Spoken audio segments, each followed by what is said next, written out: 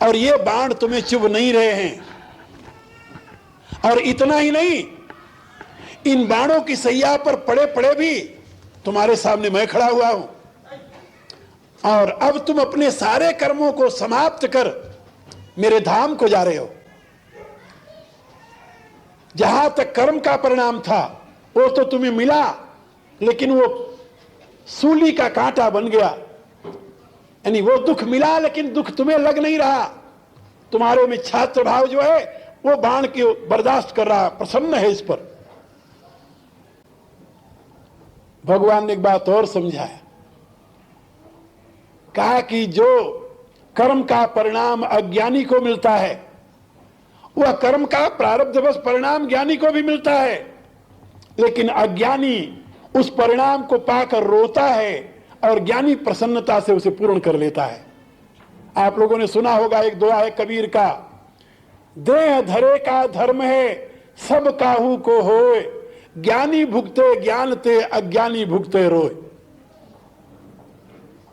मैं आपको बता रहा था कि कर्म करने में आप स्वतंत्र हैं। यदि वह व्यक्ति उस सांप को देखकर उसमें दया आई, घोड़े से उतर करके उसको उठाकर ध्यान से कहीं रख देता तो क्या बिगड़ जाता?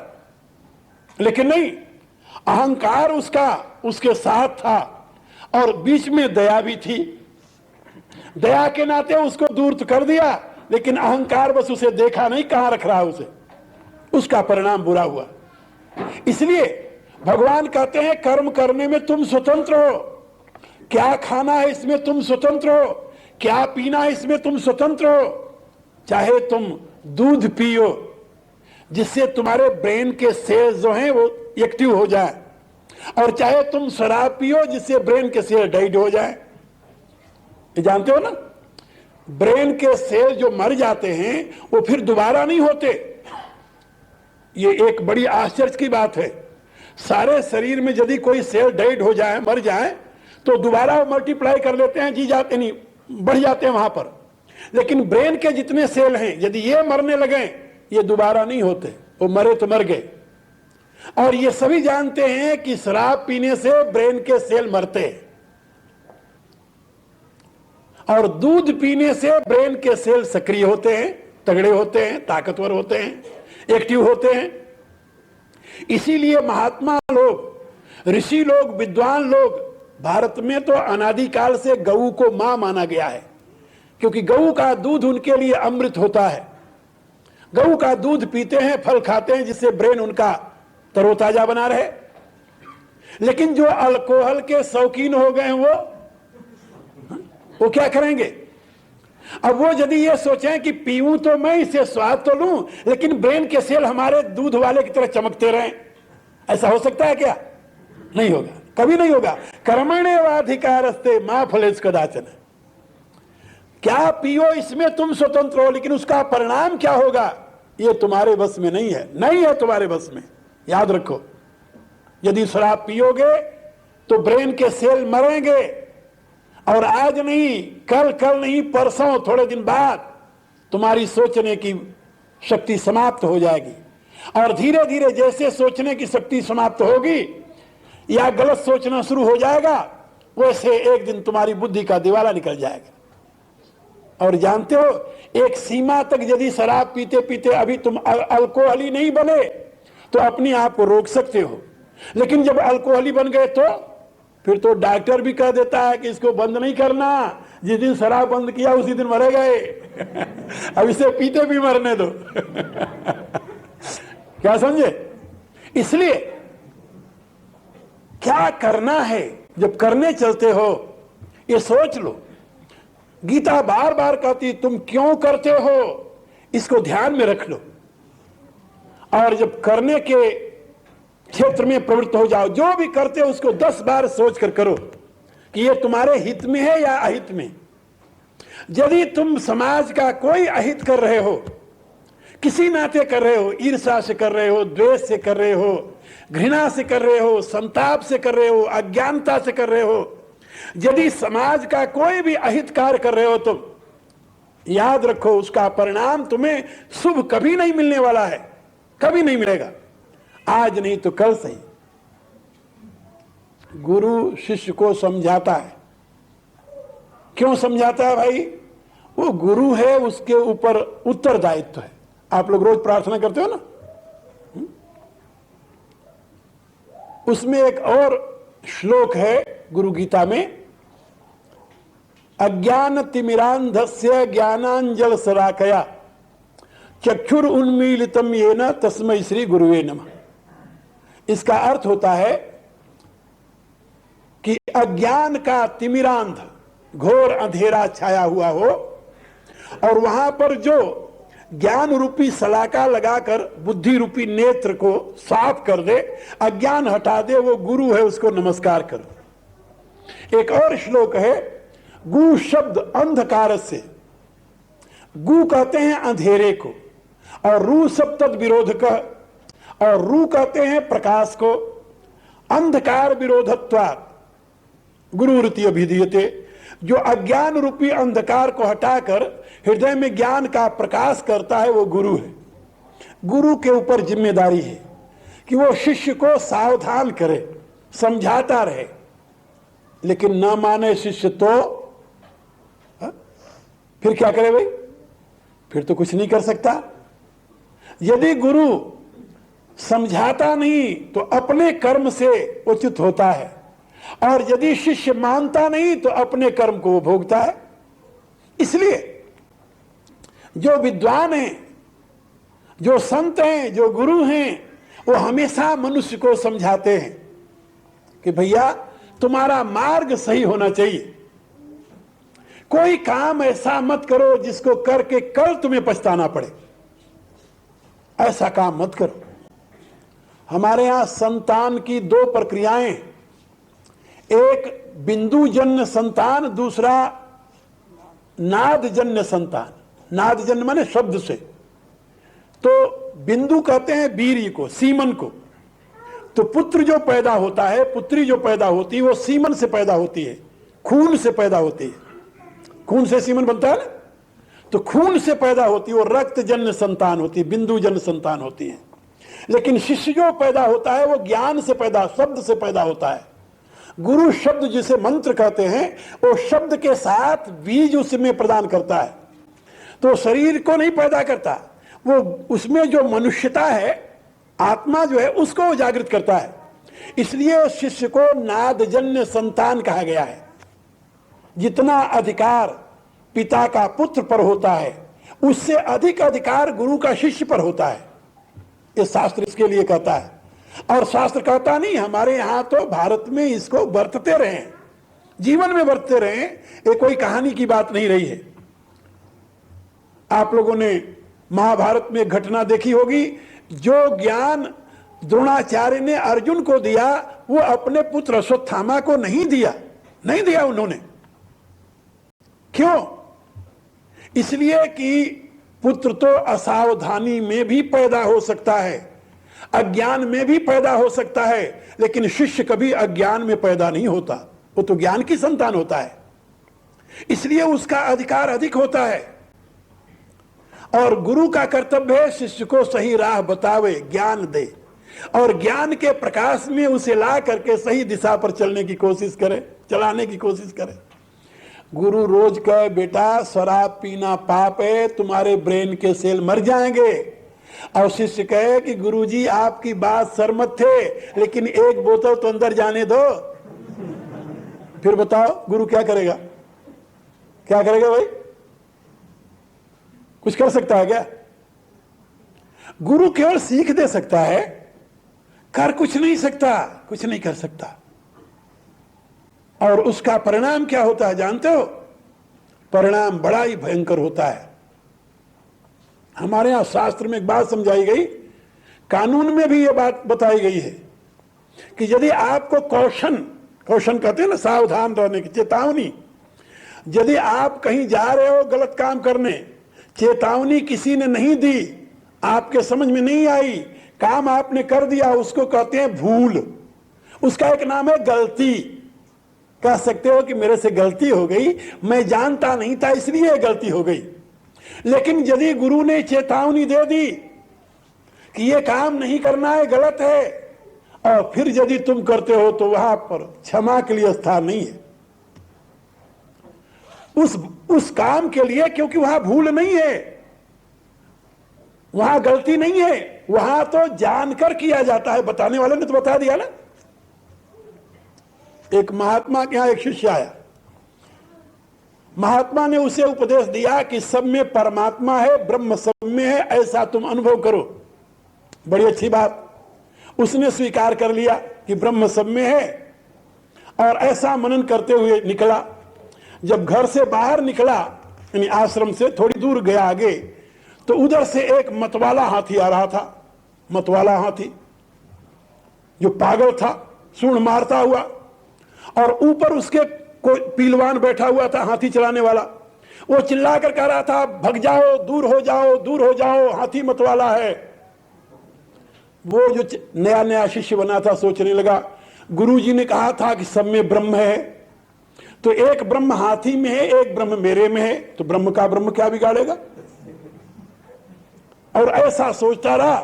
वो ऊपर वाला कहता ही रहा कि बगल हो जाओ, लेकिन बगल नहीं हुआ। और इतने में हाथी आया और सूंड में लपेटा फेंक दिया। जब नीचे गिरा तो उसकी हड्डी पसली टूट गई। चिल्लाने लगा। लोगों ने देखा कि भाई ये तो आश्रम से आ रहा, उठाकर आश्रम ले आया। महात्मा जी ने पूछा क्या हुआ। उसने कहा, महाराज गुरुदेव आपका ज्ञान तो आज ही मैंने प्रयोग किया, आज ही मेरी जान ले ली। गुरु ने उससे पूछा कि बेटे मेरा ज्ञान कभी गलत नहीं हो सकता। कहा आपने कहा था सब में ब्रह्म है। कहा हां कहा था। कहा फिर। कहा वो मतवाले हाथी में ब्रह्म था, मेरे में ब्रह्म था, तो हाथी ने मेरे क्यों मारा। गुरुदेव ने पूछा कि वहां कोई और भी था। बोले हाँ था। कहा वो कौन था। कहा वो हाथी के ऊपर बैठा हुआ पीलवान। कहा वो क्या कह रहा था। कहा वो कह रहा था दूर हट जाओ, दूर हट जाओ। अरे कहा मूर्ख, एक तो तू ब्रह्म जो नीचे खड़ा था, एक वो ब्रह्म जो हाथी आ रहा था, एक बड़का ब्रह्म तो हाथी के सर पर बैठा हुआ था। जब वो बड़का ब्रह्म कह रहा था कि हट जाओ हट जाओ, तो उसकी बात क्यों नहीं मानी तूने। वो भी तो ब्रह्म था जो तुम्हें मना कर रहा था, सावधान कर रहा था, और उसकी बात न मानने का ही तुम्हें परिणाम मिला है। मेरे कहने का प्राय ये शास्त्र जो हैं, सदगुरु जो हैं, संत जो हैं, ये उस पीलवान की तरह हाथी के सर पर बैठे हुए मनुष्य को सचेत करते रहते हैं कि अब भी समझ जाओ, अपने कर्मों को संभाल लो, जो तुम करने जा रहे हो उसको बचा लो। नहीं बचाए तो दुख से दुनिया की कोई ताकत तुम्हें बचा नहीं पाएगी। याद रखो, परमात्मा ने वेद के रूप में, शास्त्र के रूप में, गीता और संत के रूप में अपने अनेकों दूत बैठा रखे सावधान करने के लिए।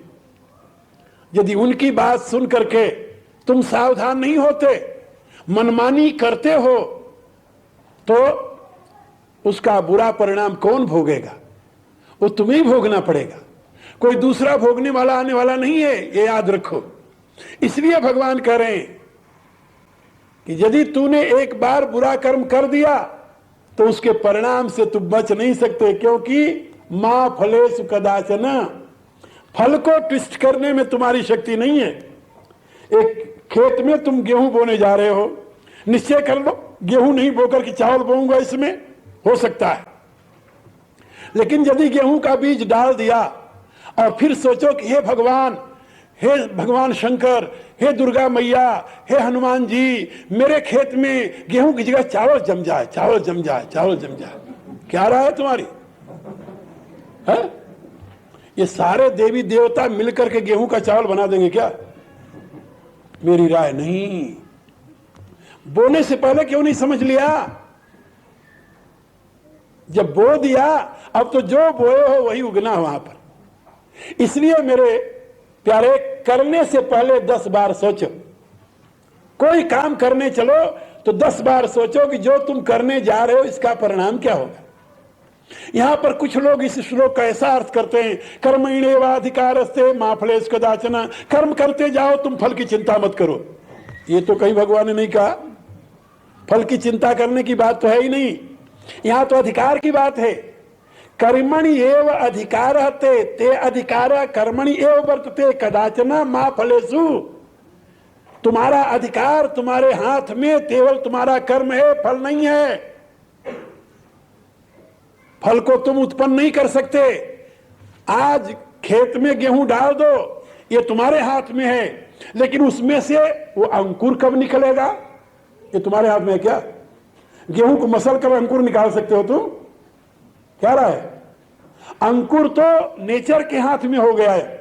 वो कब अंकुर निकालेगी, कब उसमें गेहूं में बाल लगेगी, कब उसमें से एक गेहूं का 100 गेहूं बनेगा, ये तुम्हारे हाथ में नहीं है, ये नेचर के हाथ में है, ये प्रकृति के हाथ में है, ये परमेश्वर के विधान में है। आज तुम कोई फल का बूटा लगाते हो, उसमें कितने वर्ष बाद फल लगेगा, ये प्रकृति के हाथ में है, तुम्हारे हाथ में नहीं है। इसलिए फल के विषय में यदि तुम परिवर्तन चाहते हो तो उससे पहले तुम अपने कर्म का ही परिवर्तन कर लो। भगवान ने बताया कर्मणि एव अधिकारः ते, तुम्हारा अधिकार, तुम्हारा प्रभुत्व, तुम्हारी मालकियत ऐसे समझ लो, वो कर्म तक सीमित है, उसके फल में सीमित नहीं है। फल कैसा होगा, ये तो जैसा कर्म हो गया वैसा फल होगा। यदि कर्म अपना सुधार लो तो फल तुम्हें उत्तम मिलेगा। एक महात्मा ने लिखा, करता था सो क्यों किया, अब कर क्यों पछताए, बोया पेड़ बबूल का तो आम कहां देखा है। बबूल का पेड़ लगा दिया क्योंकि आम के पेड़ को तो पशु खा जाते हैं, रखवाली कौन करे। रखवाली से बचने के लिए सोचा कि बबूल लगा दो, उसमें रखवाली करने की जरूरत नहीं होती, उसमें तो कांटे होते, पशु भी नहीं खाता उसे। लगा दिया बबूल का पेड़। जब बड़ा हुआ तो जिन्होंने रखवाली की थी, मेहनत की थी आम का पेड़ लगाकर, उनके यहाँ तो अच्छे अच्छे फल लगने लगे। और उस भले आदमी के बगीचे में कांटे किसी और क्या मिलेगा। अब वो हाय तो वह कर रहा है, भगवान से प्रार्थना कर रहा है, रोज कथा सुनता है, रोज माला फेरता है, हे भगवान मेरे इस बबूल के पेड़ में 2 आम लगाए दे। क्या रहा है, लग जाएगा। परमात्मा किसी नियम का उल्लंघन नहीं कर सकता। क्यों करे आखिर, उसको क्या पड़ी हुई है कि तुम बो बबूल और तुम्हें दे आम? असंभव है। और यदि ऐसा करने लगे तो उसके सारी सृष्टि का विधान समाप्त हो जाए। फिर तो हर एक व्यक्ति यही चाहेगा कि बबूल बो दो और आम खा लेंगे। इसलिए मेरे प्यारे, कर्म को पकड़ो, कर्म पर ध्यान रखो। कर्मण्येवाधिकारस्ते मा फलेषु कदाचन। फल पर तुम्हारा कोई अधिकार नहीं, कोई प्रभुत्व नहीं, कोई तुम्हारा दावा नहीं।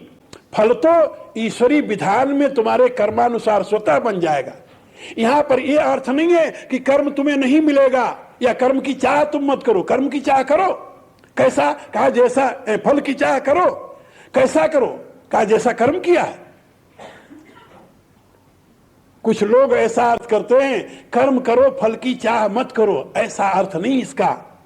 कर्म करो और कर्म के फल की चाह करो, जैसा कर्म किया है वैसा, उसके विपरीत नहीं।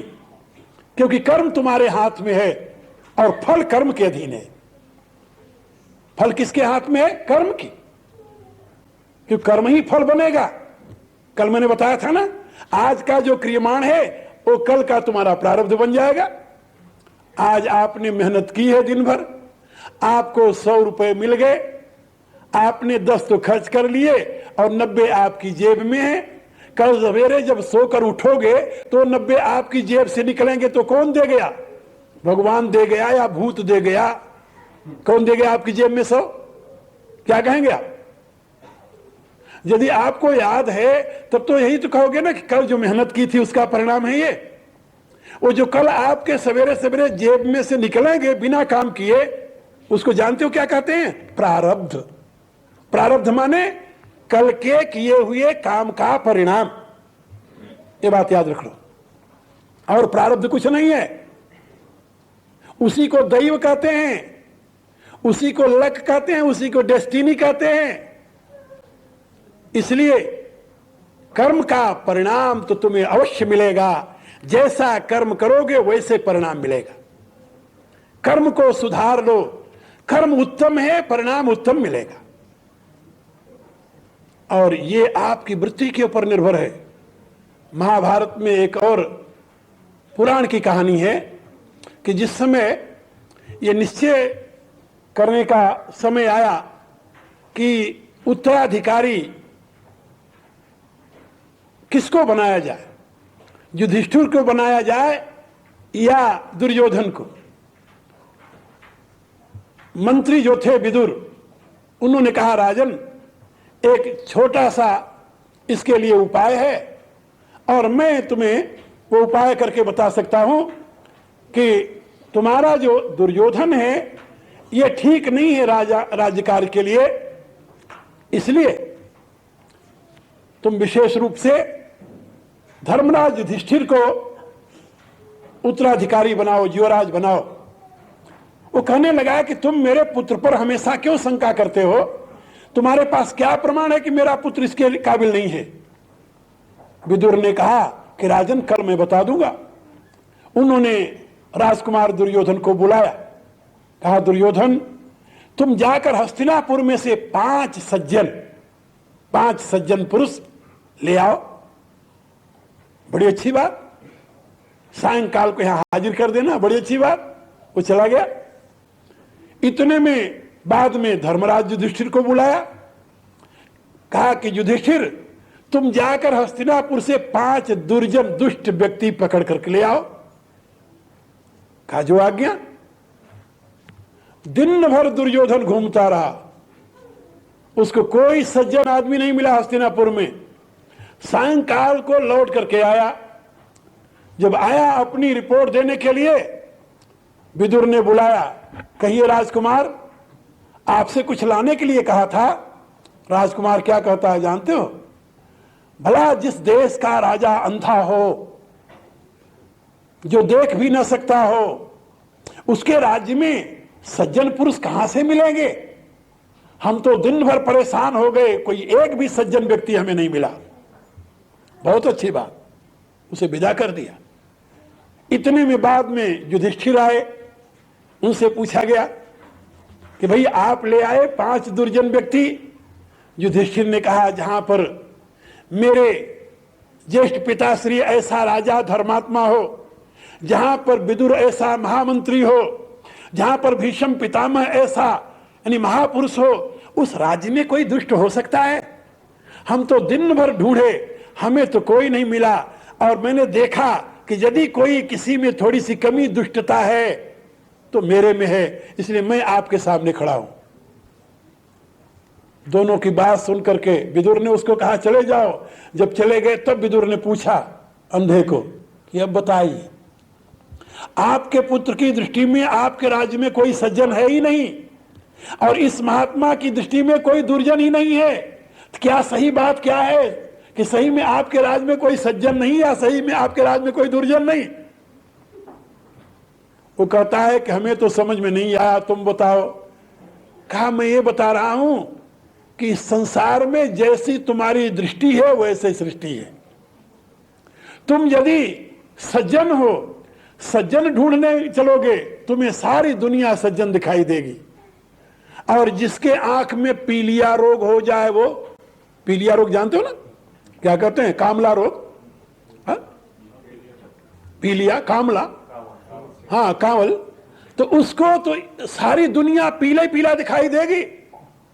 यानी जिसके दिमाग में दुर्योधन ऐसी वृत्ति है, उसको दुनिया में सारे बुरे लोग दिखाई देंगे, कहीं कोई अच्छा आदमी नहीं मिलेगा। उससे पूछो, अरे सारी दुनिया पाप से भरी हुई है, क्या समझे थे? कलयुग घोर सवार बा। क्या कहे? कलयुग घोर सवार बा, सारी दुनिया पाप ही तो कर रही है, वो ये कहेगा। उसकी दृष्टि में कहीं धर्म नहीं दिखाई देगा, कहीं धर्म नहीं दिखाई देगा। एक बार भारत में मेरे पास एक सज्जन आए जो अखबार निकालते हैं, अखबार। तो भारत में अखबारों की एक अपनी शैली है, यहां भी होगी वैसे, क्योंकि यहां की डच भाषा में अखबार होते मैं पढ़ तो सकता नहीं, इसलिए हमें पता नहीं। तो दुनिया भर में आज 24 घंटे में कितनी बुराइयां हुई हैं देश में, वो सारी बुराइयों का ऐन लेखा जोखा आप अखबार में देख सकते हो। सवेरे उठो अखबार उसी से भरा हुआ होता है।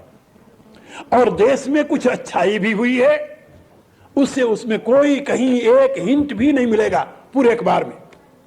तो मैंने उस एडिटर से पूछा, हम कहा देवता तुम लोगों को सही में देश में सारी बुराई ही दिखाई देती है, अखबार उठाते ही सारी बुराइयों का जिक्र से भरा हुआ होता है? उसने कहा गुरुजी ऐसी बात नहीं है। हम कहा तो फिर? कहा देखो हम तो नौकरी करने वाले लोग हैं, हम तो नौकर हैं ना, हमें ऐसा इंस्ट्रक्शन है कि कोई ऐसा समाचार दो जो स्टिमुलेटिव हो, उत्तेजक हो, उत्तेजना पैदा करे।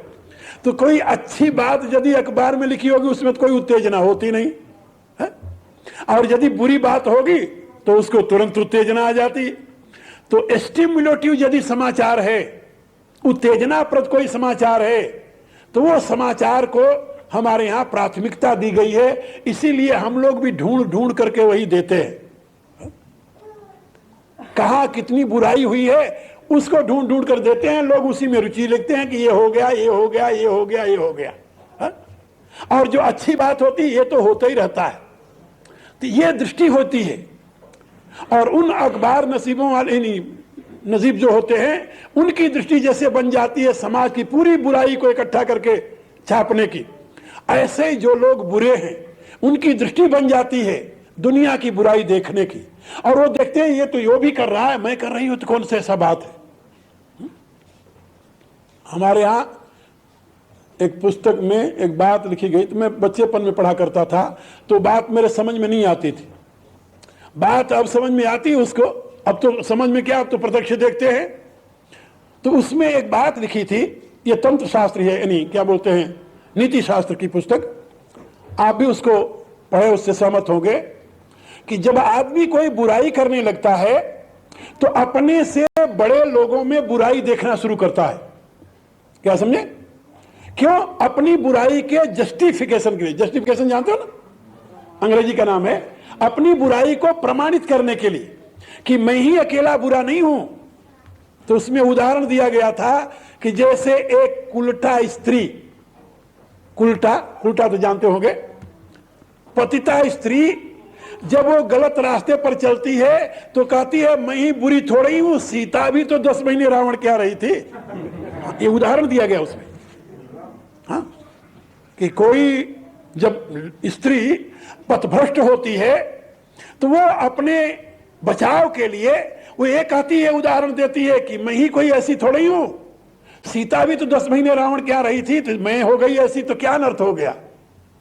ये उस नीति शास्त्र में लिखा था कि व्यक्ति अपनी बुराई को सही करने के लिए कैसे कैसे विकल्प करता है, यानी यहां तक कि सीता मां को भी बख्शने के लिए तैयार नहीं होता।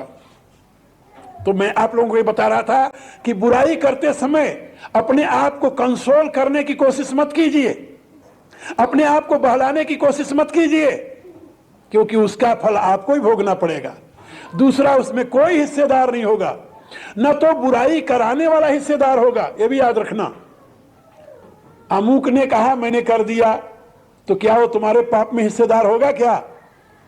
आप लोगों ने कहानी तो सुनी होगी वाल्मीकि की,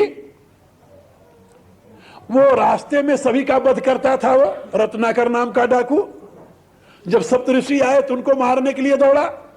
सप्तऋषियों ने पूछा भाई क्यों मार रहे हो मुझे? कहता क्यों मार रहा हूं, तुम्हारे पास जो कुछ है उसको लूटने के लिए।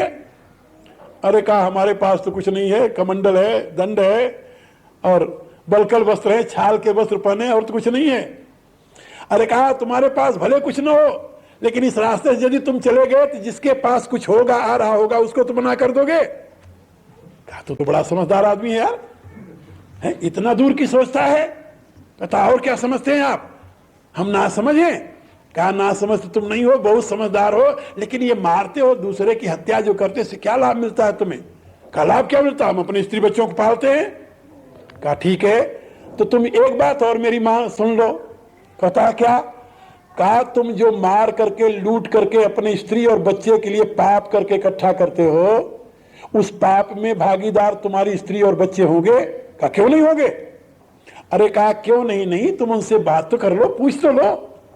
कहता वाह आप तो बड़े गुरु निकले, हम घर जाए पूछने और आप लोग भग जाओ? ऋषियों ने कहा कि नहीं, हम ऋषि हैं, असत्य नहीं बोलते।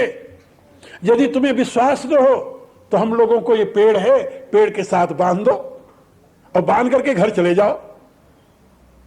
ये बात उसकी समझ में आ गई। उसके दिन अच्छे आए थे, समझ लो। उस रत्नाकर डाकू ने 7 ऋषियों को बांध दिया पेड़ से बांध करके घर पहुंचा। सामने स्त्री मिल गई। स्त्री से पूछा, अरे भाग्यमान, उसने कहा कि आज आप बड़े जल्दी आ गए, माल ज्यादा मिल गया? कहा माल तो नहीं मिला, आज एक समस्या आ गई। कहा क्या? कहा जो मैं पाप करके ले आता हूं उसको तुम लोग खाते तो हो, लेकिन इस पाप का भागी भी तुम लोग, पाप में भी भागीदार होगे तुम लोग। कहती वाह, अच्छे पति मिले तुम। अरे हम तुम्हारी स्त्री हैं, तुम हमारे पति हो। हम अपना शरीर तुम्हें देती हैं, अपनी सेवा तुम्हें देती हैं, अपना सारा काम करके देती हैं। हम तो कभी नहीं कहती कि इसको तुम भी आधा बटा लो। इसी रूप से तुम पति हो, तुम्हारा कर्तव्य है कमाकर हमें खिलाना। हम अपना काम करती हैं, तुम अपना काम करो। अपने काम के तुम जिम्मेदार, अपने काम के हम जिम्मेदार। तो इसका अभिप्राय कि जो मैं पाप करता हूं उसमें तुम हिस्सा नहीं बटाओगे। स्त्री कहती है, तुमने न तो कभी धर्मशास्त्र सुना होगा न पढ़ा होगा। ये तो सब जानते हैं कि स्त्री जो है पुरुष के पाप की भागीदार नहीं बनती। ये शास्त्र का विधान है। ब्याह के समय भी ये कहा जाता है, पढ़ा जाता है, मंत्र में है वेद के। स्त्री कहती है कि जो तुम पुण्य करोगे उसमें तो आधा मैं लूंगी, लेकिन जो तुम पाप करोगे उसकी मैं भागीदार नहीं होंगी। यदि ये हमारी शर्त तुम्हें मंजूर हो तब हम तुम्हारे बगल में बैठ सकती हैं। और उस समय वो कद्दू ऐसा सर हिला देता है ऐसे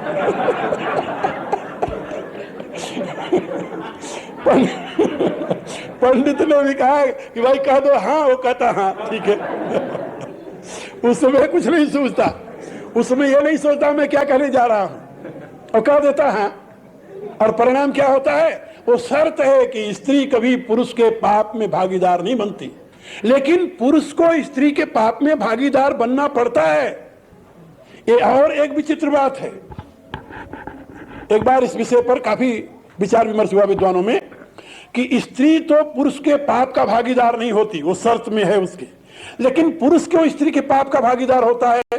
कहा इसलिए कि स्त्री के मां बाप स्त्री का हाथ पति के हाथ में देते हैं। क्या समझे? कभी कन्यादान तो होता सुना है, और कभी यानी पति दान भी सुना है कहीं? ये तो नहीं सुना। पुरुष दान नहीं होता ना। लड़की के माता पिता हाथ पकड़कर लड़की का पुरुष के हाथ में दे देते हैं, लेकिन पुरुष के माँ बाप वहां नहीं होते हाथ देने के लिए, उनकी जरूरत नहीं होती, क्योंकि पति जिम्मेदारी लेता है कि इसकी पूर्ण सुरक्षा का दायित्व मेरे पर है। यदि वो बुरा करेगी उसका भी दायित्व मेरे पर होगा, अच्छा करेगी उसका भी दायित्व होगा। स्त्री यदि धर्म करती है उसमें भी पति भागीदार होता है, और स्त्री पाप करती है उसमें भी पति भागीदार होता है। लेकिन पति जो धर्म करता है उसमें भागीदार स्त्री होती है, पति जो पाप करता है उसमें स्त्री भागीदार नहीं होती। ये शास्त्र का विधान है, अब बिल्कुल युक्ति युक्त है, बिल्कुल तर्क संगत है। इसलिए सावधान हो जाओ। पाप करने के पहले 10 बार सोच लो कि जिसके लिए पाप कर रहे हो तुम्हारे उस पाप में भागीदार होने वाला नहीं। जब स्त्री भागीदार नहीं होगी तो बच्चे कहां से होंगे? दूसरा कौन होने वाला है? इसलिए वहीं से वो रत्नाकर की आंख खुल गई। स्त्री की बात सुनकर वहीं उसको नमस्कार किया और आ गया ऋषि के पास। ऋषि ने कहा क्यों वत्स, क्या हुआ? अरे कहा महाराज, आज दिन तक अज्ञान में ही हम मरते रहे, अब हमारा उद्धार कैसे होगा? वहीं पर महात्मा नारद ने उसे राम नाम की दीक्षा दे दी, और रत्नाकर डाकू से ऋषि वाल्मीकि बन गया। और जब दीक्षा दी राम नाम की तो उससे बोला न जाए, क्योंकि जन्म भर तो मारा मारा मारा मारा करता रहा, अब राम राम कैसे जपा जाए उससे? उसने कहा महाराज गुरुदेव, मेरे से राम राम नहीं होता। अरे कहा मारा मारा तो होता है, कहा मारा मारा होता है। तो मारा मारा मारा 3 बार कहो तो 2 बार राम राम हो जाता है? मरा मरा 3 बार कहो 2 बार राम राम होगा। तो तुलसीदास जी ने लिखा कि उल्टा नाम जपत जग जाना, वाल्मीक भय ब्रह्म समाना। राम राम नहीं जपे, मरा मरा मरा मरा मरा मरा मरा मरा मरा मरा मरा मरा, बन गया राम राम ना? मरा मरा मरा मरा मरा मरा मरा मरा मरा मरा, बस मरा मरा कह करके तर गया। मारा मारा कहे से मुनीस पार ब्रह्म भय, रामा रामा कहे से न जानी कौन पद है। यदि उल्टा नाम जप करके वह डाकू से मुनीश्वर बन गए, और यदि तुम भगवान की कृपा से सीधा नाम जपोगे तो कितना लाभ होगा, सोचो जरा। इसलिए शास्त्रकारों ने कहा है कि भगवान के सुमिरन से श्रेष्ठ और कोई साधन नहीं है, सेवा से बढ़कर कोई यज्ञ नहीं है, संयम से बढ़कर कोई तप नहीं है। ये 3 बातें याद रख लो। सेवा से बढ़कर कोई यज्ञ नहीं है, सुमिरन से बढ़कर कोई साधन नहीं है, और संयम से बढ़कर कोई तपस्या नहीं है। यदि तुम्हारे में सेवा, संयम और सुमिरन ये 3 बातें आ जाएं तो तुम्हारा जीवन धन्य बन जाएगा। ये तुम्हारे कर्म हैं। इसीलिए भगवान ने कहा कि ये जो कर्म है 3, इनको सत्कर्म कहते हैं। गीता के 17वें अध्याय में भगवान ने कहा कि इनका नाम है सत्कर्म। सत्कर्म जो कर्म करता है, यानी अशुभ कर्म करता है तो नीचे की योनियां नरक आदि मिलता है, शुभ कर्म करता है तो स्वर्ग पाता है, यदि सत्कर्म करे तो कहा तो परमात्मा को प्राप्त हो जाता है। सत्कर्म ही परमात्मा तक पहुंचाता है, और इस सत्कर्म करने में तुम स्वतंत्र हो। तुम चाहो अभी से सत्कर्म कर सकते हो। इसलिए तुलसीदास जी ने लिखा कि बिगड़ी जन्म अनेक की अब ही सुधरे आज। अभी इसी जन्म में, इसी क्षण तुम्हारी अनेकों जन्म की बिगड़ी सुधर सकती है, लेकिन 3 शर्तें उसके लिए। हो राम कर नाम जप तुलसी तज कुसमाज, प्रभु का हो जाओ और उनके नाम का जप करो। और तीसरा, कुसंगति का त्याग कर दो। कुसंगति में यदि जाते रहे तो ये तुम्हारे सारे जप तप मिथ्या हो जाएंगे। इसीलिए शास्त्रकारों ने लिखा कि कुसंगत से सनकाज डराही। और तुलसीदास जी ने तो यहां तक कह दिया कि भरु बलबास नरक करता था। कहते हे भगवान, हमें नरक में भेज दो, हमें इसका दुख नहीं होगा, लेकिन दुष्ट संग जन देव विधाता, लेकिन किसी बुरे आदमी का संग न दो। ऐसे बुरे आदमी के संग में रहने से जहां से धर्म की दिशा बदल जाए, जहां से कर्म की दिशा बदल जाए, वह तो नरक से भी बदतर है। इसलिए भगवान के इस संदेश को अपने जीवन में प्रतिष्ठित कर लो। कर्मण्येवाधिकारस्ते मा फलेषु कदाचन। नहीं तो बाद में पछताने के सिवा कुछ नहीं हाथ आएगा। केवल पछताओगे कि उस समय मैं यदि अच्छा कर लिया होता तो, यही कहोगे ना। गलती हो गई, उस गलती पर रोने के सिवा और तुम्हारे पास कुछ नहीं रहेगा। याद रख लो, अपने कर्म को सुधार लो। फल की चिंता में कर्म को मत भूलो, कर्म के तरफ से लापरवाह मत बनो। फल तो कर्म के अधीन है, तुम्हारे अधीन नहीं है। तुम्हारे अधीन तो कर्म है। इसलिए कर्मण्येवाधिकारस्ते मा फलेषु कदाचन। ये 2 बातें याद रखो। और इसके पश्चात 2 बातें भगवान ने और कही है। वो क्या कहा है? मां कर्म फल हेतुर्भू। तुम अपने आप को कर्म के फल का हेतु मत मान, मत बना। कर्म के फल का हेतु, इन बीज तूने बोया, ठीक है। खेत में अंकुर उगा, ये ठीक है। उसमें बड़ा होकर के पौधे में बाल लग गई, ठीक है। उसमें अब गेहूं के दाने बहुत लग गए, लेकिन ये तुम मत समझो कि ये जो 100 दाने गेहूं के बने ये तुम्हारी कृपा से बने। तुम अपने आप को एक दाने का 100 दाना बनाने वाला मत मान। क्या समझे? भगवान का आदेश क्या है? मां कर्म फल हेतुर्भू, कर्म के फल का हेतु तू मत बन। कर्म में जो फल लगा हुआ है ये तुम्हारे प्रयत्न का परिणाम नहीं है, तुम्हारे पुरुषार्थ का परिणाम नहीं है। तुम्हारा तो केवल खेत में दाना डालने तक का ही अधिकार रहा है, लेकिन उसको स्प्राउट रूप में परिणित करना, बड़ा करना, फल लगाना, ये तुम्हारे बूते की बात नहीं थी। इसमें तो कईयों ने सहयोग दिया है। समय पर पानी न मिलता तो पानी तूने बनाया है। शुद्ध हवा न मिलती तो हवा पर तुम्हारा कंट्रोल है। यदि सूर्य की किरणें उसको न मिलती तो क्या सूर्य को तूने बनाया है? उसमें चंद्रमा की शीतल किरणें न पड़ती तो चंद्रमा तुम्हारे अधिकार में है, और उसको बढ़ने के लिए अवकाश न होता तो ये अवकाश तूने क्रिएट किया है। कहा नहीं, कहा इतने लोगों ने मिल करके उसमें फल लगाया है, उसमें तुम्हारा कहां स्थान है जरा बताओ तो। जो काम तुम करते हो उसके बदले में जो फल आता है वो फल में तुम्हारा कहां स्थान है जरा देखो तो एकांत में बैठ करके। उसके लिए तूने क्या किया है? और क्या इनके बिना, इन दिव्य शक्तियों के सहयोग के बिना, सूर्य के किरणों के बिना, चंद्रमा की किरणों के बिना, शुद्ध वायु के बिना, स्पेस के बिना, ईथर के बिना, जल के बिना, इस धरती के बिना जहां तुम बीज डाले हो, तुम कुछ कर सकते थे? नहीं। फिर तुम्हारे इस जीवन को सफल बनाने में किसका सहयोग रहा है? किसका सहयोग रहा भाई? इन दिव्य शक्तियों का।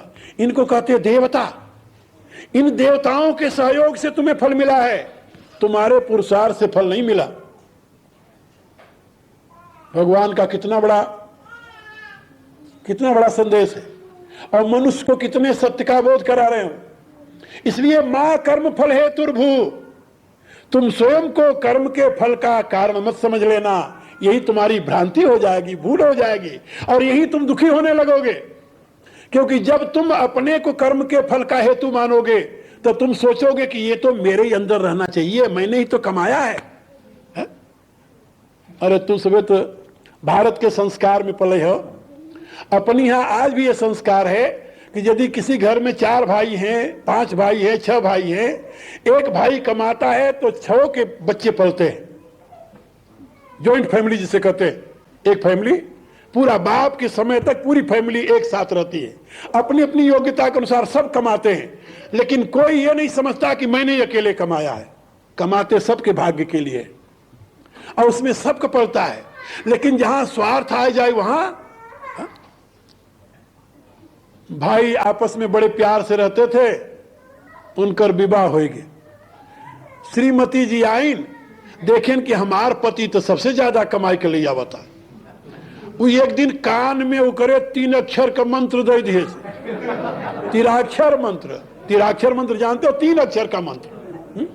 गुरु के पास जाता तो और शायद कोई मंत्र मिलता, वो मंत्र शायद उसके लिए कारगर होता, लेकिन वो जो श्रीमती ने मंत्र दिया अकेले में 3 अक्षर वाला, वो मंत्र तुरंत काम कर गए। वो कौन सा मंत्र दिया जानते हो? अ ल ग।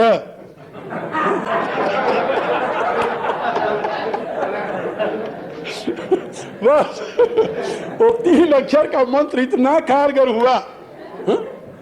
अरे मरते तो दिन भर तुम हो, कमाते तो दिन भर तुम हो, ये तो बैठे रहते हैं और सबके बच्चे मजा उड़ा रहे हैं, तुम्हारी कमाई खा रहे हैं। वो सुनते सुनते वो भी कहता, अच्छा देवी तूने तो मेरी आंखें खोल दी।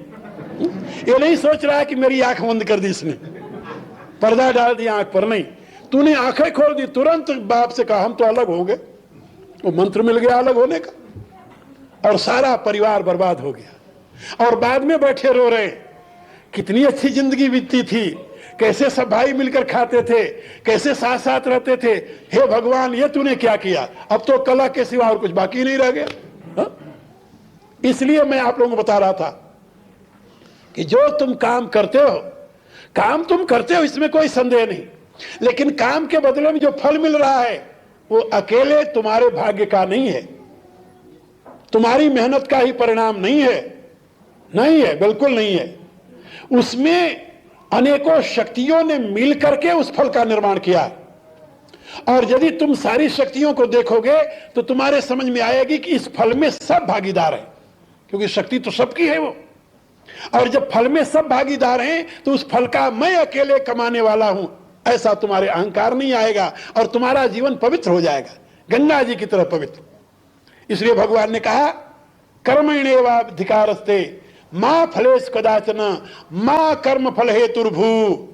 कर्म के फल का हेतु अपने आप को मत मान, इतना तो सोचते जाओ, बाकी कल बता देंगे। समय बहुत हो गया, 10 बजने लगा। प्रार्थना कर लो, जितनी बातें कही उस पर मनन करो, और मुझे विश्वास है कि अब फिर कभी जब हम मिलेंगे तो आप लोगों की जिंदगी में बहुत परिवर्तन आया हुआ हम देखेंगे। तभी तो हमारे इस बोलने का कोई लाभ हुआ, नहीं तो लाभ काहे का। यदि प्रेम प्रभु से चाहता अभिमान को तजता तरे, दे छोड़ सब अरमान नित, हरि नाम जप दिन रात रे। संसार के वैभव सभी तू जान जलती आगरे, दे त्याग रे सुख सुपन का, बीती निशायब जागरे। नाते सभी तन से किए, माँ बाप पुत्र कलत्रये, साथी सहोदर अपन पो, भूला फिरे लखियत्रये, है व्यर्थ ही ममता किया, ना अंत को संग लागरे।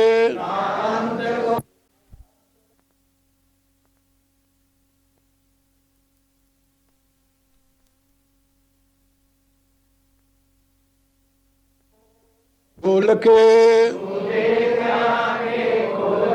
बीती निशायब जागरे, प्यारे तुम्हारे प्रेम के जो पात्र हैं संसार में, वे जाएंगे सब एक दिन, तज के तुम्हें मझधार में, साथी न होगा तन तेरा, जिससे अधिक अनुराग रे। तू भाग तन पुर छोड़ के, बीती निशायब जागरे। तू तन नहीं तू मन नहीं, ना इंद्रियां चित बुद्धि है, प्राकृत गुणों के खेल में, भूला हुआ निज शुद्धि है, करता नहीं तू कर्म का, अभिमान तन का त्याग रे। पहचान अपने आप को, बीती निशायब जागरे। ओम भूर्भुवः स्वः तत्सवितुर्वरेण्यं भर्गो देवस्य धीमहि यो यो न प्रचोदयात् सर्वे भवन्तु सुखिनः सर्वे सन्तु निरामयाः सर्वे भद्राणि पश्यन्तु मा कश्चित् दुःखभाग् भवेत्। ओम पूर्णमदः पूर्णमिदं पूर्णात् पूर्णमुदच्यते पूर्णस्य पूर्णमादाय पूर्णमेवावशिष्यते। ओम शांति शांति। मेरी प्रिय आत्माओं,